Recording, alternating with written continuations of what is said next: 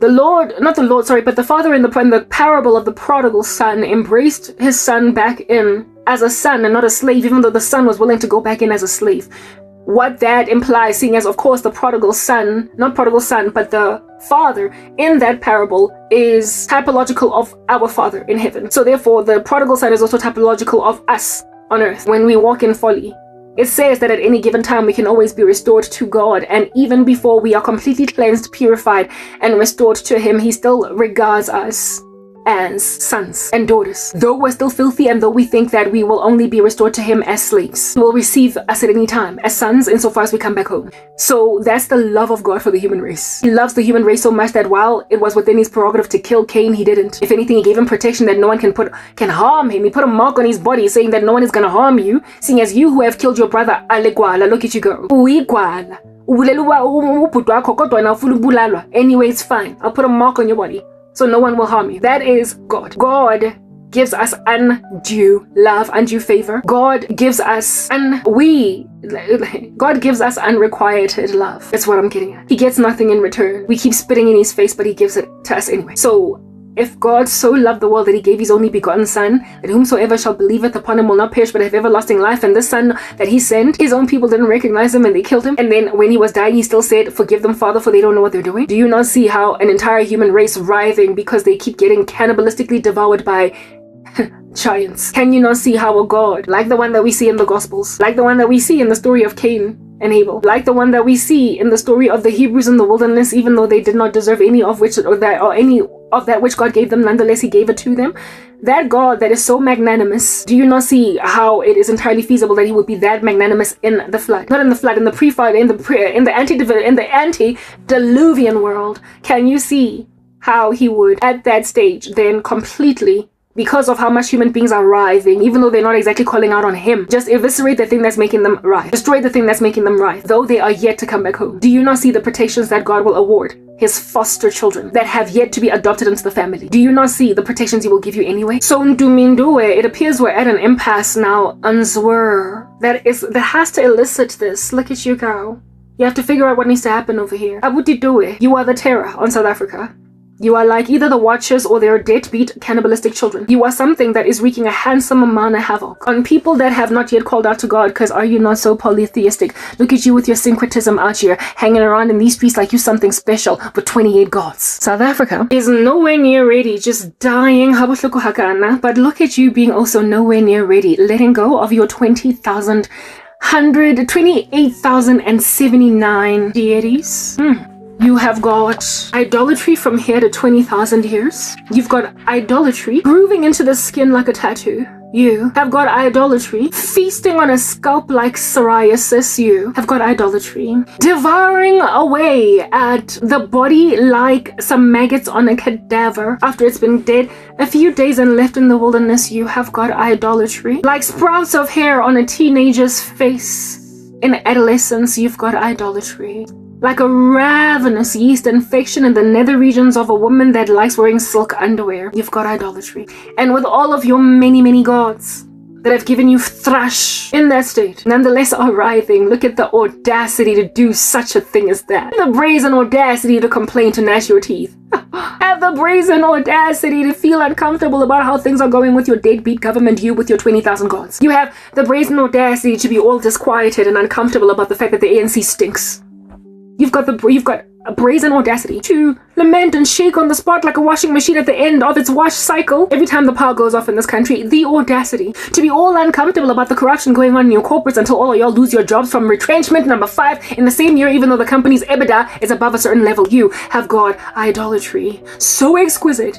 In the midst of all of your idolatry, you've got idolatry so exquisite in the midst of all that idolatry that you can't even wake up to smell the coffee to realize that the reason why we're dying as a country is because what's with the halal food all over our shelves as a Christian country? What is with the lack of regard for people's constitutional rights and us thinking that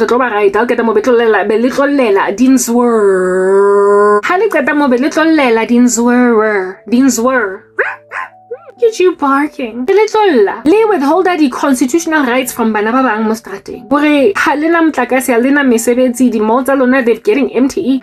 The foreigners ba lenkelang mesebetsi La toy. In my earlier video. So ridiculous are you in your unemployment that now even documented foreigners are at the merciless knives or blades end of your indiscretion. Even foreigners that are documented. And then you claim no, it's just undocumented foreigners so you can look politically correct, when rather your xenophobia is caused by your lack of understanding as to why and the heaven it is. So you're blaming it on foreigners instead of waking up to smell the coffee that the same government that treated y'all like Zimbabweans when you were South African. It's the reason why you don't have jobs. It is not because of foreigners. You don't have jobs because the ANC sucks. You don't have jobs because the post-apartheid regime sucks. You don't have jobs because white people are complacent with their white money, chilling in a corner thinking that they, and they alone, are going to be ensconced from this country's indiscretions. And so therefore cocoon themselves in their little tiny silos, enough for them to even think that they can make the Cape independent from the rest of South Africa. And then migrate there. You will writhe, Lankutwa South Africans. You are presently writhing. You're writhing. You're writhing. I mean, who doesn't complain about load shedding? I'm blessed because we've got solar panels, but sometimes we don't. Sometimes we don't have power anyway. Because, I mean, listen, this is South Africa. The brazen audacity to complain. Ukunkonkotha. Angisho ngifundiswe isiZulu from Bugela uJonas Sigomora. What a befitting surname. Little gay deviant, however, that's got 7 wives. That's Dumi. He's exactly like Jonas. But in spite, Zinjanduwe. Avukala though nikhalelani, you brought it onto yourself. Nikhalelani. When we were kids, my grandfather, what a harsh man. Every time we were washing dishes, bese siyapula izitsha.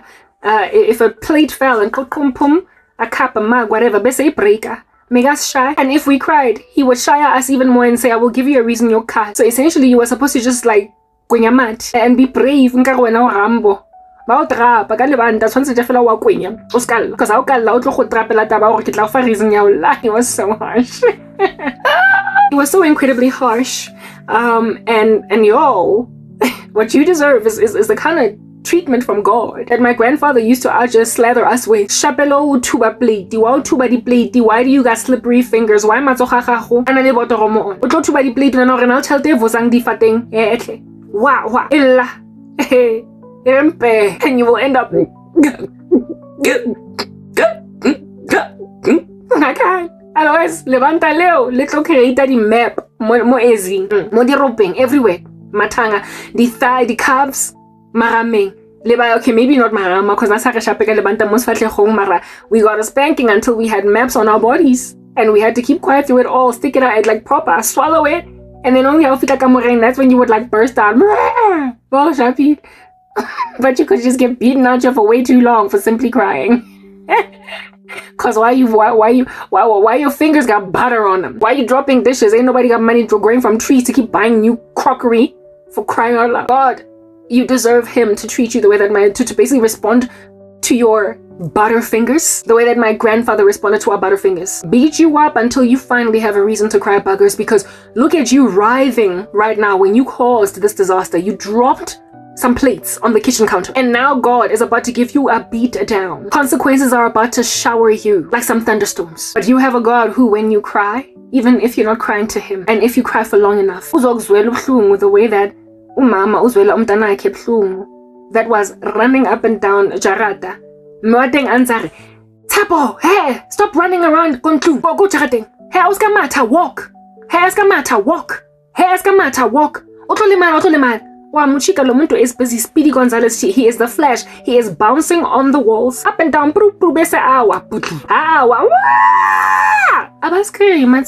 I mean, have you ever heard the cry of Umtanomngane? Magazwe obhlungu ngempela, not when they're faking it. Yo, that stuff will pierce you like some shards are breaking in your heart. To hear the painful cry of a child when they are genuinely hurt. When they're genuinely hurt and not just trying to get attention. Umntwana magakhala kanjalo, you will drop everything. And I'm not even a mom, but I had a little sister that naye wawa like that. Yo, asha dumpi, she had a dumpi for the next couple of days. It was so heartbreaking to look at that dumpi. Stop riding the bicycle in the house. Wow, and had this like ridiculous dumpi, and though umuntu was in another place, another part of the house, you will run, you will drop everything you're doing just to go and attend to this painful cry. So you rebuked the kid Stop doing this thing. God, when that thing bears horrible consequences. When a child cries like that, like, but I told you. Not yet. You'll finally get to the point of saying, but I told you. You will. You will get to the point, ice cream. No, mara lwena lerato ke chilo ka re tloela o drive bicycle ko ntlong. Tloela o drive bicycle mo le mo skangeng sele. Tloela o matha kokoko. Tloela why? Aja ice cream. Khoga mamina. Setse ba mo 40 seats. Then you rebuke them gently, or you just kind of highlighted that, but I told you. But in the heat of that, that cry that comes ka mokhotolo. You're trying to eradicate physical pain that is excruciating. Ain't no time to be injecting also emotional pain. Of chiki wamufodisa, wamukamfata, where at least the emotions can be catered to, because the physical state is debilitated. So really, let's not add insult to injuries. I hope that's how you be dealing with some children. Some of y'all be actually nice and abusive anyway. So, God Almighty is not like my grandfather, who will trap you cause reason you can. I'll give you a reason, boy. It's what guy that screech, hey, yo. If I were to strong. I'm Herculean. You keep quiet. There are certain people that just don't got no room for any of y'all's tears. Yeah, but God is not that guy. The Lord God Almighty, Maukala, just like that very heartbreaking cry, Yuntwana, uzokhamfata in the time of your cries. Kodwa kusasa uzokutshela kodwa nawe muyenza. Sese uja ice cream ule betere ukhokama mina mutefi. Yo, but I told you, Anisho. I sent my servant, Anisho, Njur. She cast pearls to pigs and gave her to sacred to dogs, and you trampled her underfoot and then tore her to pieces. Listen to Banabak, Labankera Bokamoso. Abish, Laba Lashala Korea, Laba Lashala China, Laba Lashala sometimes maybe go America, Laba scatter around like some Skittles in the diaspora. You did that to my babies. Look at that girl, hey? Sisi Nana, look at your wonderful feats. Now look, South Africa has bled some people. Now look, South Africa has been deranged. You have this audacity, South Africa, or just any idolatrous country. I think it's pretty much all of you. To writhe when Nephilim are devouring you whole, but were you not so evil that you embraced them? Did you not love Usemiazi when he was out teaching you to do magic and sorcery? Who was the one that taught them sorcery? There's one whose name eludes me. I believe Semiazi was in charge of metallurgy. Like Olirutile swords, like cling, cling, cling, cling, how to make weapons. And then another one of these fallen angels taught y'all makeup, how to make yourselves prettier.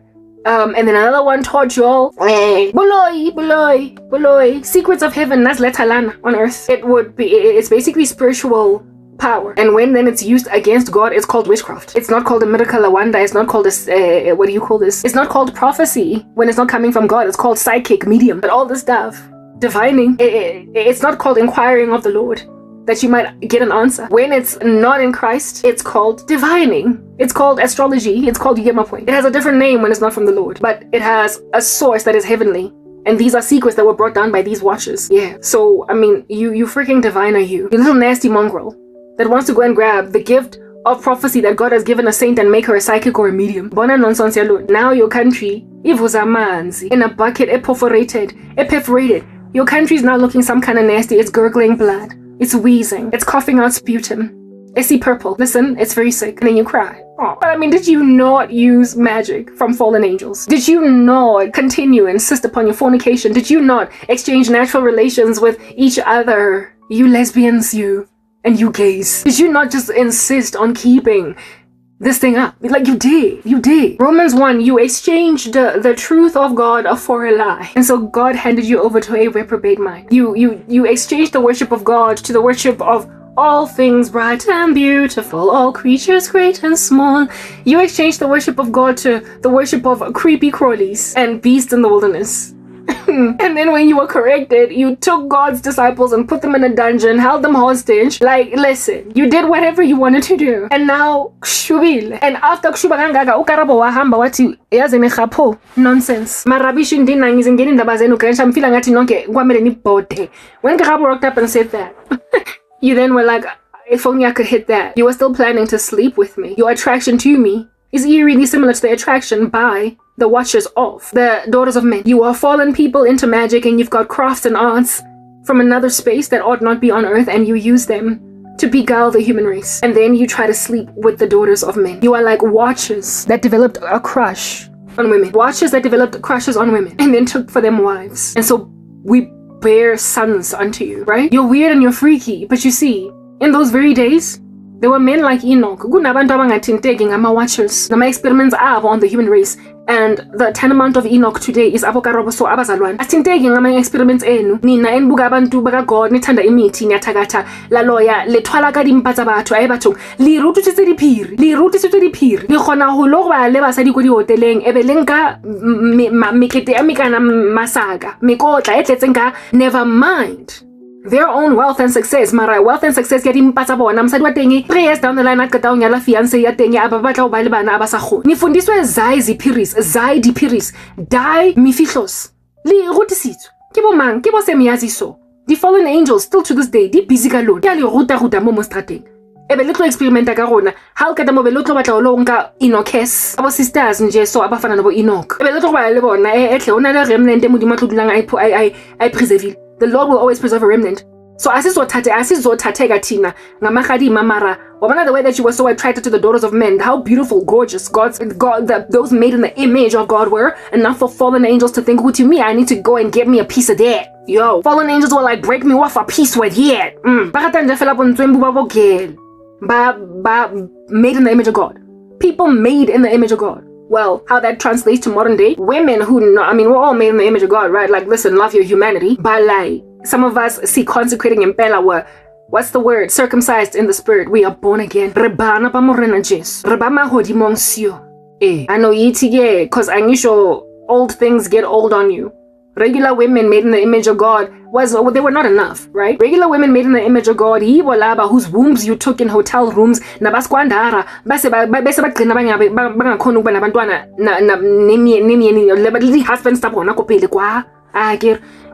wasn't enough, because even in the Bible it is written that the eye of man is never satisfied, hey? Like death and Sheol.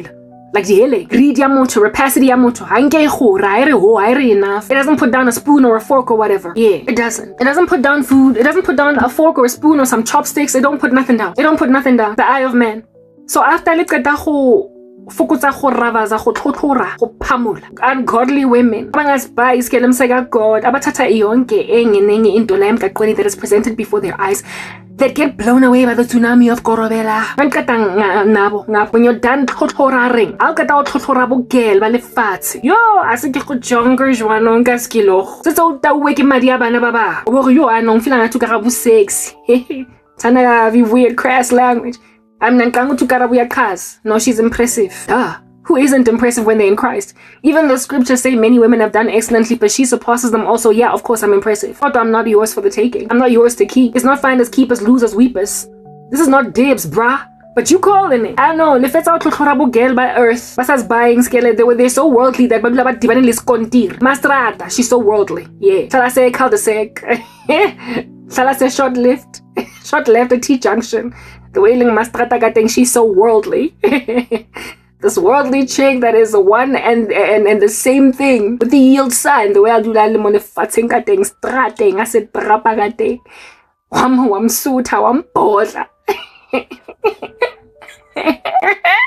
Wapodla umayna, wapodla urefilo ukinelwe, and then you looked in direction kakarawa and you were like, yo, I know more lessons than nokhona lenkazimul. The eye of man is never satisfied. After you've squandered enough squanderable women, though there are more of them to go around, since the road is narrow that leads to life and only a few people find it, you then dared imagine yourself a feasible entrant into that kingdom over there that's consecrated. That's when God was like, okay, it's a controversy and I'm picking it with these monsters. When you start trying to come for the daughters of God, not so much the daughters of men. No. You're not gonna win, oh, you grabby paw. You and your clothes. You and your hoof. You and your hoof. You're not gonna make it. Yeah, but you're gonna try. Because I get this boys to get the daughters of men. You've been spoiled by women that salivate, pant like little puppy dogs. After imali zenu. Enough to allow themselves to be withered away at Ingati they are eroding sand, eroding rock in a hotel. Falling in love with a guy that don't make no kind of sense. Good clear, red flags are all over the show, but you're still running with it. Can your naivety be so exquisite that you will ignore that a guy hollered at your friend and you at the same time? But listen, you've got a big crush. Women are just settling for that kind of trash. And then you go and you find Karabo chilling in a corner out here trying to do the things of God, and you're like, ooh, learning because anything to recruit anyone into their cults, otherwise known as churches. And so because of the love and kindness of God that tends to dwell in his disciples, you then think that we're an easy reach, an easy grab because we're Christian, and then that becomes your Achilles heel, because it becomes clear rather that they are more difficult, if anything, impossible, impregnable to catch than worldly women. But you tend to pass us up initially. Why? You tend to walk right by us. Why? Because we don't fornicate, we don't put out, we don't do any of that. So, but when time progresses, you get tired of the shallow chick that out here is willing to accommodate you, giving her HIV and yet sticking around anyway. You know how worldly women are so weird like that? Guys do the most to them and they still stick around? Yeah. Women that are that easy to just blow around. Because witchcraft is pregnant. I will not take that away from you. It's hectic, it's strong. It can make a woman nice and dumb. You then think that you can do the same thing in me. See, that's why you keep on experimenting with me. All that you do is just incense me further. You berate me further. You annoy me. You just you make me more determined not to barge, buggers. So the more I discover your concerted efforts to try and get that which you can't get, the more I'm like, look at these buggers out here, like etching in more thickly, more richly into my resolve. The fact that they will have to elicit that the only way that I'm going to come back and talk to them is if they actually ask me to come back and step off my chest and recognize in themselves that they've been entirely naive this whole time. The thing that I will ever bite, whatever it is that they're trying to make me chew. I'll never do it. But listen, by elicitation, by the time you come back groveling and begging, if you come back groveling and begging, you will not be demanding from me what you are presently demanding. As at today, on the 1st of July, it was the 30th of June when I first started talking here. Yeah, I know, you're still at it, dog, like my man. Like, you're still harassing me with sex dreams, sex nightmares. Be with me, lead 27,000. I don't even know how any of y'all could fathom calculably in your brains as you're doing a mathematical calculation that I would ever end up in any of y'all's lives. Like, how is that even feasible? Will you share me among yourselves? Will you all rape me? You are famished. You are famished of God's word because you've been consuming it mahala and fella all this time. During the time when I was underground, God made it that way. He did it that way that you might ultimately, by the time I walked away from you permanently, elicit that the only way to bring me back is if you respect me by giving me my YouTube channel and realizing I will never be with any of y'all. Gross. By the time you listen to this video, I will either be in Korea because you were that stubborn, or I will still be talking from South Africa. But listen, I've got a YouTube channel that's got some kind of vibrancy in it. In any life, it's got a pulse and everything. It's got blood coursing through its veins like a living being. Because I'm no longer shadow banned by some illustrious horse of the country. One of two things will either give over here, but it's up to you which ones give. However, if you do not successfully elicit what God is trying to elicit out of you, that which is a most devastating sorrow will eventually ensue. Your country will lose everything. You, being citizens of the country, will lose everything. Though you had it in you to just not lose everything. You displayed that during the World Cup. So if you let the country fry and bry today, you did it to yourselves. You were salvageable. There was enough to work with, but you didn't. In my long form that's coming, and even before, I spoke about Charles Wesley and John Wesley, credited for staying the English Revolution. So really and truly, will you allow saints of the living God to stay the South African Revolution? Will you? If you will, then great. The country doesn't have to suffocate. The country does not have to not have any food on the shelves of FMCGs. The country does not have to endure what it will inevitably endure. But what I find cataclysmic in your character is that you have the brazen audacity to dare writhe. You have the brazen audacity to dare writhe. That, oh, look at the cannibals, they're eating us. You are the ones that accommodated their dads to teach you witchcraft. What's wrong with you? You were the ones that were willing to out you high five some angels. Dog, you're not supposed to be communing with those beings unless they're coming in the name of the Lord. You were the ones that did not want to walk away from fornication, did not want to walk away from unequal yoking, did not want to hold on to your one God. Instead, you, like I said, you and your pantheon of gods, your plethora of gods. So very many numerous gods. It's not going to give nyajelwa. Way truth life. Kodwa ni spice ke lemsaka. Hangata ba ka taba go modimo tsholo re kena tsela fela ya go kena mahodimong. Lona latsa, you know that you know that you know what you know that you don't know that you don't know. Cause it's domja. That man, it can't just be Jesus only. Ni eskhokweni as a concept nonke manhle batho. Every day when you pass away from car accidents, heart attacks, strokes, whatever, just irresponsibility, falling off a building, falling off a chair. And look at you be nice and weak, breaking your medulla oblongata and then ceasing to breathe and so pass away. All these things that you're dying from daily, you're going to hell. But no, there's got to be other ways. Yeah, there are, except they don't lead to heaven. Your polytheism, your syncretism, your many gods. Dalasisho. I know. Nyamoshelwa.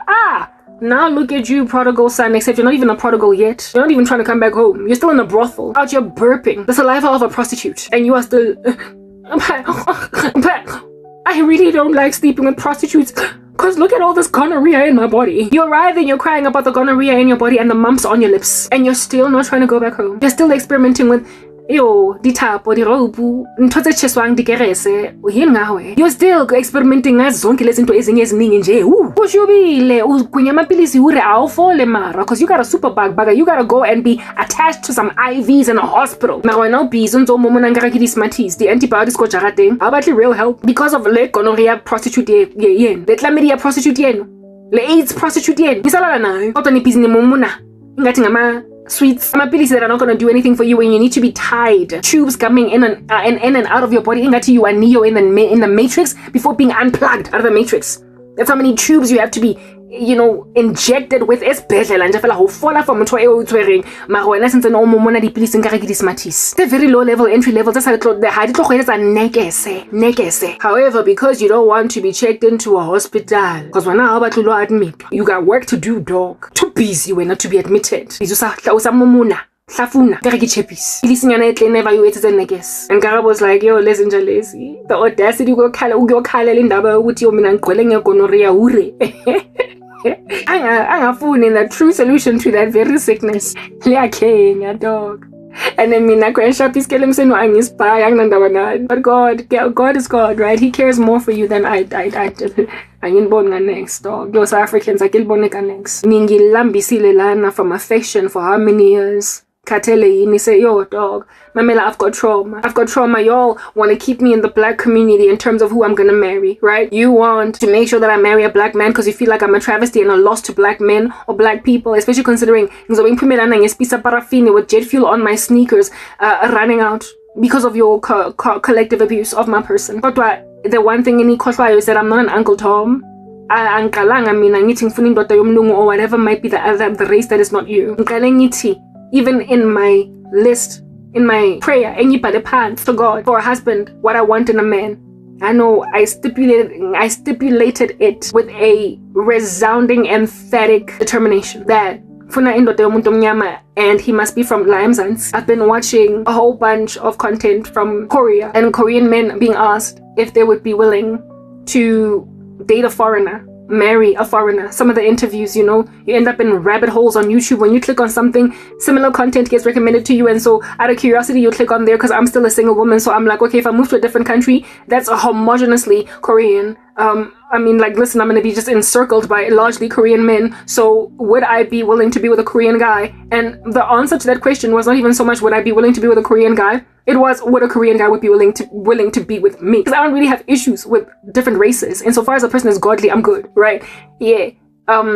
However, because of my curiosity as to whether or not Korean men would ever be attracted to black women, I then click on this video, and these it was largely young people being asked this question because it is assumed that you are waiting on the Lord for love, or rather just waiting for love when you're still young. When you're my age, it is expected of you to either be divorced or married or just a spinster. You're not even, like, you're done, right? But I'm not done, I'm still waiting. I go in there, I click on it, and the general theme, not so much consensus, but the general theme response from all of these Koreans, you would be tempted to be offended by it. Korean men, well, there were women and men asked the question, but I of course was listening out to the men's response because I'm a woman and we don't do LGB whatever, okay? So I'm listening to the men largely, and their response is resonantly and just largely, no, I don't want to be with someone that's not Korean. And their response is largely language barrier and culture. They're my people. I can only be with a Korean woman. Largely, they're like, I can only be with a Korean woman. Yeah, every so often there's one guy that's like, yeah, I'm willing to. A lot of them, some of them even said that they're willing to date a foreigner, but they will never marry one. Y'all, and this is recreational dating, where you can date a person that you can't fathom being with in marriage. That's the thing that's killing you. That's the thing that's giving you STDs, and that's the thing that's making you meat for the devouring by ritualists. Do you understand what I'm saying? That you can say in yourself, even though you're still with them. That's why that's why there's so much heartbreak. That's why so many women bandlisa ngekorobela madoda. Baba forced to kutin bachade ngoba you make them placeholders and you are with them for like 5 years and then you don't propose marriage. Next thing you marry her anyway. Abantu bazibuza ukuthi ha kanti Jabu wasn't she a placeholder? Because you were making her a placeholder. It's just a powder keg for so many other sins. This like recreational dating where you can thoroughly be with someone even though you would never marry them, but nonetheless, one of the responses some of the responses amidst these Korean men were that some of them said that they would date a foreigner, but they would definitely never marry one. And you would be tempted to be offended as a foreigner, like a black person or a white person or whatever other race. You would be tempted to be offended. But if at all you're gonna put yourself in their shoes and think as they think, and again, I did that not by just moonwalking backwards into the past, into my own mindset. And I remember that there was a time when, just like these Korean men and women, I said the same thing. If somebody were to ask me, would you ever be with a black man? Not a black man, but with any other race of man, white, Indian, colored, whatever might be the thing, the alternative race in the country, well, in the world at large, would you? And my answer was always a resounding no. My answer was always a resounding no. Like when I was growing up, I was like, I don't want to be with anything but black. And I would even go so far as to say, once you go black, you don't go back. Why? Culture, our languages, and in particular I wanted one from South Africa because I wanted to be able to speak with him Istswana Sam, Izulu Sam, as Tlhaloganye, even though he can't speak it. As a black person, it's very hard. As a black person from South Africa, which is a multilingual country, it's very hard if you've grown up in our culture to just stick with one language from beginning to end. Ndefela all day long ubizwe na wesiZulu pure, yo. Ubizwe na Westwana pure, yo. When ubizwe West Afrikaans pure. Or no, rather let me say black person in particular, pure. No. On any given day, if you're interacting with fellow black people in this country, you will speak all the languages that you've been exposed to from youth that you are comfortable with. And with me, it's Zulu, Tswana, and of course English. I don't get through the day, if at all I'm gonna be liaising with other people, without mixing one little sentence, one tiny little sentence, just one, with like 3 languages. It's easy, easy. You see, I've just done it. In one sentence, I don't know how many words, I don't know how many languages, and there's only lazy language. Like, listen, this whole entire like paragraph that I've just spoken now has Zulu, Tswana, and English in it. Every so often, in Afrikaans, because I can. And a black person in this country, having grown up with our cultural nuances, will not struggle to understand what in the world we're like, listen, girl, like, yo, communication. What's good? Nah. I mean, I'm phoning from Karabo. 1 minute you're talking to her, next thing like dog, like she's a maze, she's a labyrinth to understand. I know she must just stick to writing essays, because then on that day she'll stick to one language. Maramona, I know she must just stick to formal writing, formal letters. Palama email, no, black people would not be there. And you see how easy it is for you when you're out there. The other day we were looking for laptops, computers at Incredible Connection or wherever. And the guy there was a black guy, the consultant. And my mom and I and questions. And Haribu was just like this. So I mean, like, this computer, why what's the difference? Another person from another culture would come in here and be like, listen, I could keep up. I could. If you just stuck to English. And if I'm learning Zulu, I could keep up if you just stuck to Zulu. I could keep up if you just stuck to Tswana. If I'm really trying hard to learn a foreign language, I could keep up if you just stuck to one language. I could keep up if, Karabo, you just stuck to one language, but that's just the issue over here. You've spoken Zulu, Tswana, and English in one sitting, and I was following along when you were speaking Tswana because I'm learning Tswana. And then you just hoid English in there and then switched into Zulu and then back to Tswana again. Listen, Wanglahla, and that's something that only another South African black person would get. And communication is huge in relationships. It's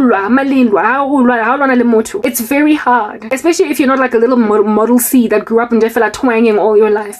Because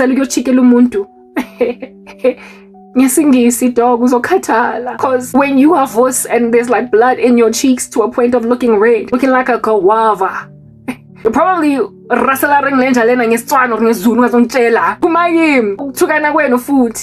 of times if you are native Tswana or native whatever South African language, venda. Although you're gonna tell a person off, before you will jump into English. And then every so often you will jump into English, but just to bandwagon on it because largely we don't know our dialect pure. So that's when we add English. This whole thing that you're doing right now, this whole thing that you're doing right now, it would have been too taxing for you to use isiTswana if at all you are one of those lackluster dropping the ball when it comes to Tswana type Tswana people. So although get into an easier English, which it tends to be easy for most of us South Africans to enter into English, but as soon as you find your bearings again, you're going back into Tswana or you're going back into Zulu. And that is something that I just inherently knew and understood even before I came to Christ. So I mean, of course, when you grow up in a culture, there are certain things that you end up loving about your own people. And with black guys, I loved how they spoke, especially like ghetto talk, like Kasi talk. They're tsotsi dull, if you will, how they talk among each other. That stuff is a massive like turn on for black girls having grown up in that space. Like ukuluma, like you know when guys are like, as a chick you'll be like, listen, I'm telling the truth, or as a chick you will say he's telling the truth, or you will say ki one nete. As a woman, you will say uwanete or I'm telling the truth or he's telling the truth.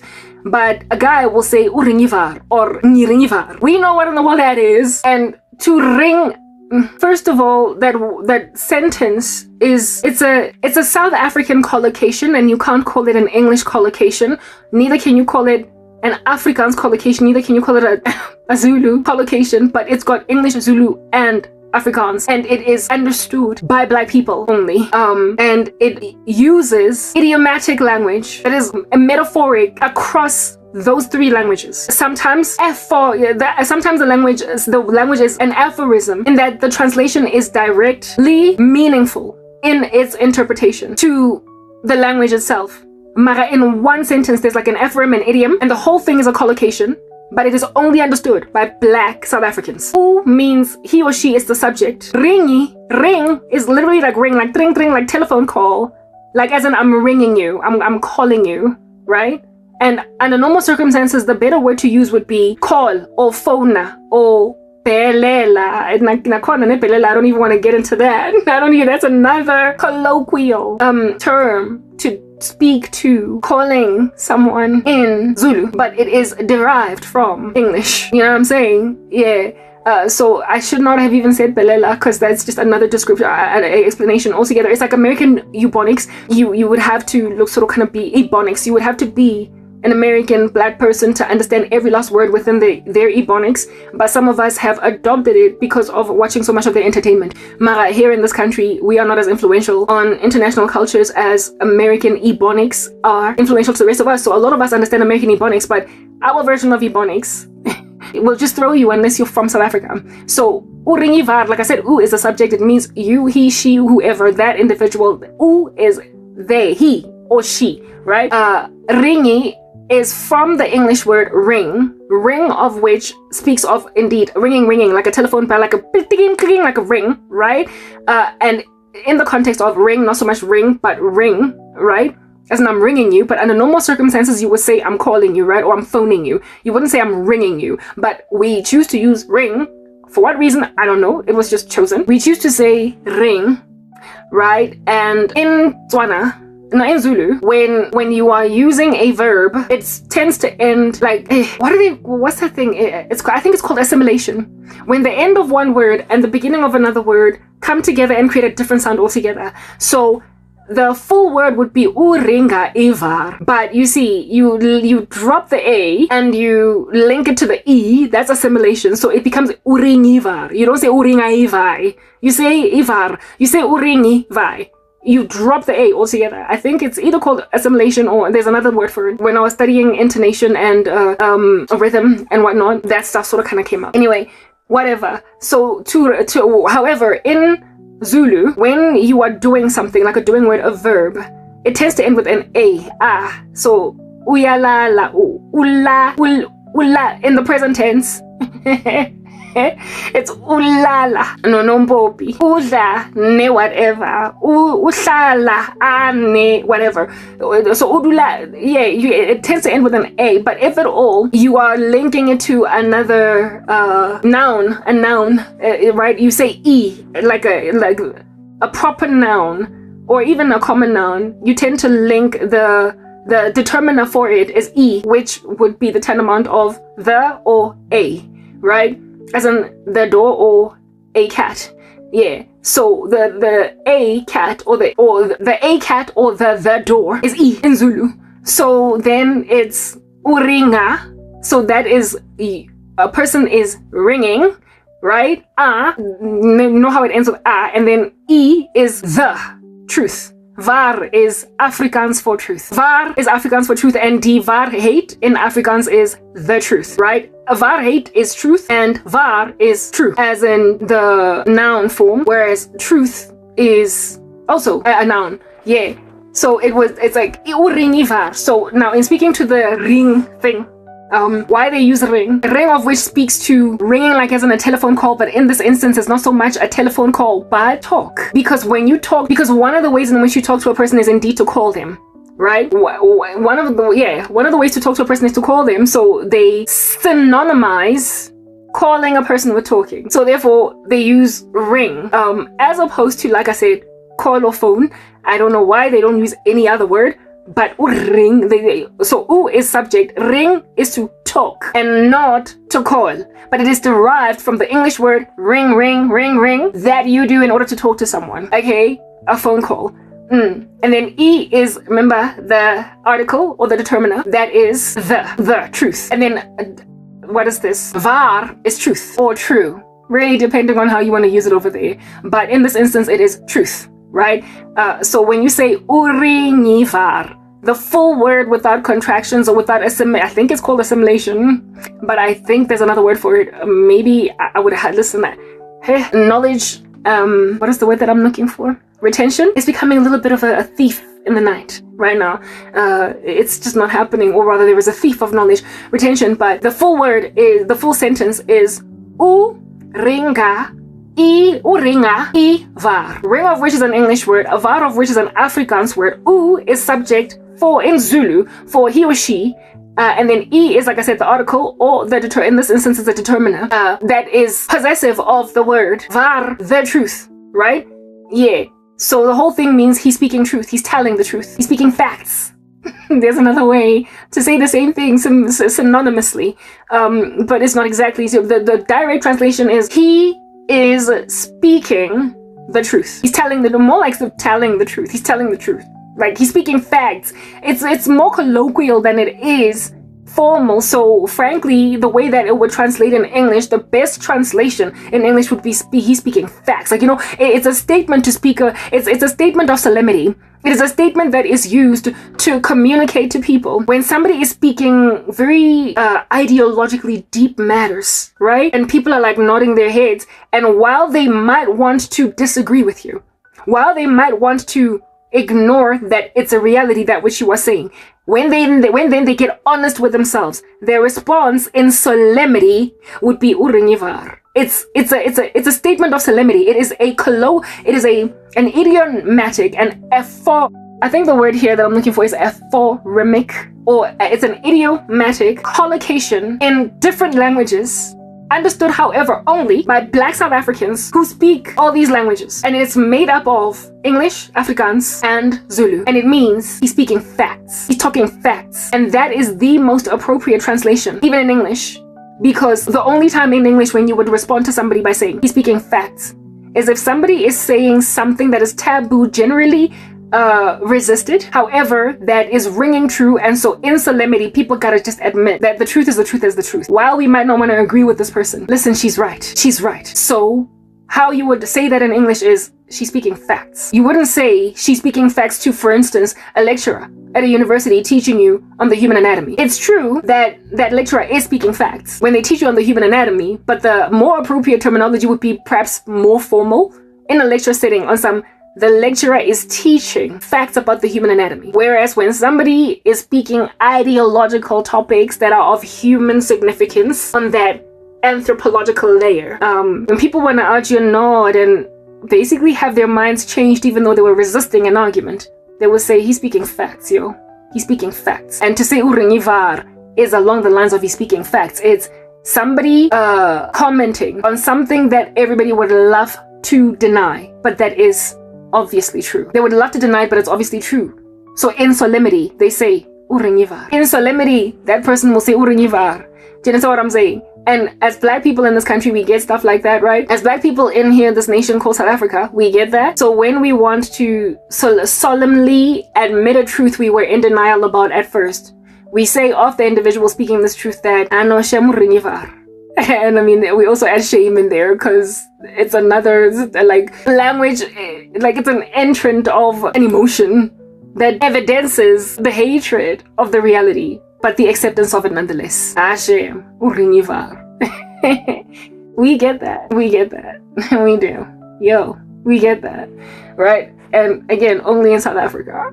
Only. Maybe other parts of Southern Africa, but largely here. Largely here. But listen to how long it took for me to explain uringivar to people that are not from here. It's a lot, right? It's mental gymnastics. It's mental gymnastics. And it took all of my vocabulary, as much of it as I could pull up out of my active vocabulary to explain. And some people still might not get it, though I think I've done a really good job to explain to those who could get it. I think I've done a good job to explain, but there will always be people that still don't catch, right? That still don't get. And that is always going to be a risk when somebody has got your particular cultural nuance as a second language. Because South Africa is a whole cultural nuance on its own. The whole culture, all of our languages, and especially within the black community, it's on it like as a just nje as letsopa. It's a cultural nuance that is understood, listen, only by us, black people in this country in particular, only by us. To a point where, upon being asked when I was on the come up if I would ever date a guy that is not black, my answer was, it wasn't so much about race, though that did play a part out of fear of racism because of, I mean, I was born in 84, so you can understand that when you were coming up, it was not as common to find so many interracial couples. So I was always scared of discrimination, especially being the race amidst all of them that would be most discriminated against. You will remember I spoke about in the Group Areas Act of South Africa, in the days of apartheid, black people were the least benefited from this Group Areas Act. Apartheid, the whole regime, was on a sliding scale where black people were the least well treated, and the worst. Okay, least well treated is just not the best thing. It's grammatically correct, but it's not the best way to say it. The worst treated. They were the worst treated, and so of course that then translates over to now in the new democracy, we will still be the least received, the least likely to be received by other races. And so I was always scared of that. It was never about not liking white people or any other race of people, colors or Indians. It was just a fear of being discriminated against and being on the receiving end of hate, more even than my either white partner, colored or Indian or whatever other race. It was never about me not wanting any of those races. I've never been racist, thank God. That was just never a problem that I ever had. But I certainly did have insecurities about mistreatment from other races based on where we came from. So that was an issue. Race did play a role. For the reasons I've just highlighted, it was not about color. It was not about just the discrimination on the basis of color. There were all these other foundational nuances. And then secondly, it was about, like again, therein like it's so hard for me to not speak any of my languages when I'm speaking English.